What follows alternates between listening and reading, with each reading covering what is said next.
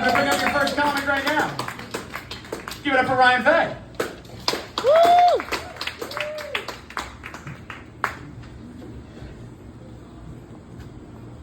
Hello, Estray. What's going on? Yeah. Woo! Oh man, huge crowd. Wow. Okay, let's go crazy, guys. So, I talk about a bunch of jobs I didn't want to do, but I did anyway. So, one of the first ones that I did probably about 10 years ago, I used to work at like a pre-camp. So there's only like 2 staff members at the camp that I was working at. And then we have to do every single thing from like teaching swim lessons to arts and crafts to like high ropes courses. And I'm terrified of heights. I can't go more than like 2 rungs up a ladder. So they put me like in charge of the entire high ropes course, like belaying children going up like 100 feet into the canopy above us. And like, they'd get stuck up there or like terrified. And like, they'd be like, can you help me get down? I'd be like, I can jiggle you down a little bit. That's about it. And they'd be like, can you come up? I'd be like, that's dangerous up there. Not coming up there, are you fucking crazy? That's high. You could die up there. And again, that's not the preferred answer whenever you're talking to children about being up high. You know what I'm saying? But like, we make do with what we got. Like, for me, I got given a job the other day. My brother-in-law, he has a new power scooter that he's got, and he's a little physically impaired. So we got a new power scooter when we were out in Atlantic City. And he has a big FOMO about anything. So for him, he'll go charge the power scooter for maybe like half of the amount of time he should. But then he thinks he can like go out and do shit. And we're like, Ron, don't do that. But he does like the half an hour charge. We get down to like the Atlantic City boardwalk, and like a good half a mile away from like the hotel, the power scooter just dies. And this thing like weighs 500 pounds and has like a locking mechanism against it. So I'm doing that thing where like I'm shoving my brother-in-law's power scooter like down Atlantic City's fucking boardwalk, and just everybody is like the most helpful person. Like, you should probably try pushing harder. Like, thank you, I appreciate that. People are like, did you try giving it a running start? And you're like, yeah. And like the people are like, don't give up. And you're like, I'm gonna kill the next person with a helpful comment right now.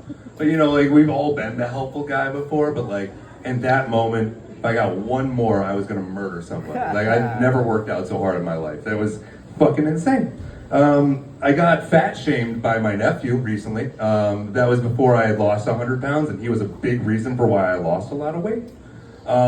He had this little like offhanded comment, because 5-year-olds say whatever's on their fucking mind. So he decided to tell me, Uncle Ryan, you look like Wingo when he ate the bomb. And I'm like, what the hell does that mean? Cut to about an hour later, we're playing video games together, one of these Mario games, and he gets to the end boss. It's this big fat bird named Wingo. He's like the biggest fucking penguin you've ever seen or whatever. But he said I look like Wingo when he eats the bomb. So we start, he goes and beats him, he throws a bomb at him, and at the very end, Wingo gets, like the bomb's going to him, he gets so fucking fat that he explodes. And that's what my 5-year-old nephew told me. Uncle Ryan, you look like Wingo when he ate the bomb. And I was like, are you kidding me? Like, so they're terrible. I love my nephew, and he's great at motivational speaking. If anybody needs anything, I will give you his information.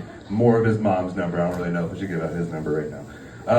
But I've got my fiance here. She's my tripod filming that right now. So she's doing a lot of hard work. And recently, her and I spent an evening at my father's house, and he just got a new mattress. And we were like, we're gonna check it out. So, we get over to my dad's house. It's pretty late. We're driving up to New Hampshire, at 2 o'clock in the morning. So they're definitely asleep. Vin and I get into bed, and the strangest thing starts happening. Like this sinking sensation into the bed. And I look over at my fiance, and she's like 2 feet deep into the bed and like sinking faster. And at this point, reality has broken, and I can't do anything but like uncontrollably laugh at her when she's like trying to like give me a hand, like save me, like literally sinking into this mattress. And I would like try to help her pull a little bit and just like let her roll back into it, and then like she'd sink more. I've never laughed more in my entire life. And like we bring it up to my dad later, and he's like, "But it's a new fucking mattress." It turns out he had fucking turned it upside down. So you know, like the part of your box spring where it's like scooped out. There's one little pole going down the middle. So Vin just sunk like 3 or 4 feet into this bed and just could not get out. It was one of my favorite things that ever happened. But my job was getting her out, and I just fucking couldn't do it because I just couldn't stop laughing at it. I don't know if you've ever had one of these moments.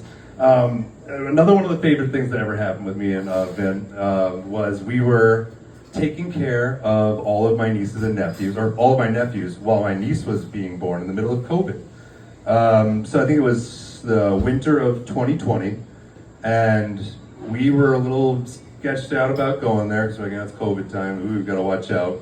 And all of a sudden, we found out the mother of all of my nieces and nephews gets COVID. So now the house has COVID, and her and I are like, should we still do this? Everybody else drops out in the family, so we have to do this.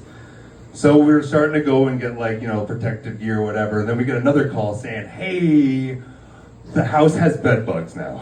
And we're like, oh, okay, so that's fine. And also, the hospital she's going to, they don't have a COVID ward, so they had to like uninduce her. So you guys are gonna have to stay with the kids for like 5 days in like a bed bug infested, like COVID infested house. I'm like, that's fine. I'm sure that I can explain this to my fiance and she'll be very, very happy about this. Which she dealt with it. She's not happy about it. But as we keep going, you know, she's sitting on like the one couch that has like the little feeties that protect you from the ticks or from the fleas coming up or whatever the hell, bed bugs. So we're sitting there and my brother gives us a call like we're coming home, but a blizzard has started and we're in the mountains of New Hampshire. I don't know if we're gonna get out of here. Like I don't know if you're gonna be able to get out of here.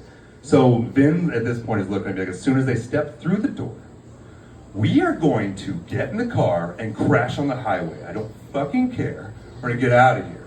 So I realized that I have to like reverse gaslight, make her realize that she has to tell me that we can't leave.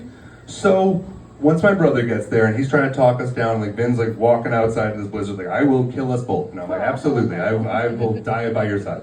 So I make her get into the car and I'm like, you get in the driver's seat. And she's not a big like winter storm driver or anything, so I know like what's gonna stop this. Like so there's this giant hill in my brother's area and then you can go downhill. So I tell her to go up the hill. Like just go up the hill. She can get like maybe 10, 15 feet. She's like, are you kidding me? This is dangerous. People can't drive in this right now. We gotta stay. I was like, I think we gotta stay. I think it's what's gonna have to happen. But you know, I'm so glad that we could be here for that. But anyway, guys, you've been great. Thank you so much, and can't wait to have the rest of our comedians up. Keep it going, guys. Keep it going for Ryan, guys. Keep it going for Ryan.